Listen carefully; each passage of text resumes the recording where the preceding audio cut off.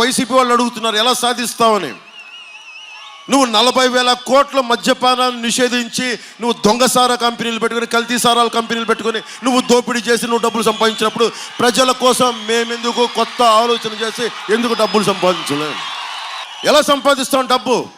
నేను కౌలు రైతులకి ఇన్ని కోట్ల రూపాయలు ఇచ్చిన ఎక్కడి నుంచి చేశాను? ఎక్కడి నుంచి చేశాం? ఒక వకీల్ సాబ్ చేశాను, ఒక భీమ్లా నాయక్ చేశాను, ఇన్ని సినిమాలు ఒప్పుకున్నా, నలిగా పాలిటిక్స్ చేస్తా, సినిమాలు చేస్తా, అటు ఇటు తిరుగుతా, కష్టాలు వస్తే తిరుగుతా, రైతుకి అండగా ఉంటా. ఇన్ని చేసి నేను కౌలు రైతులకు ఒక్కొక్కరికి ₹1,00,000 చొప్పునిచ్చాను. ఏముంది దీంట్లో? మనస్సుంటే మార్గం ఉంటుంది. నువ్వు అడ్డగోలుగా ఇసుక దోచేయడానికి నీకు మార్గాలు ఉన్నాయి, కానీ 20 లక్షల ఉద్యోగాలు ఇప్పించడానికి నీ దగ్గర మార్గాలు లేవు. నేను యువతని ₹5,000 పరిమితం చేయడానికి నాకు ఇష్టం లేదు.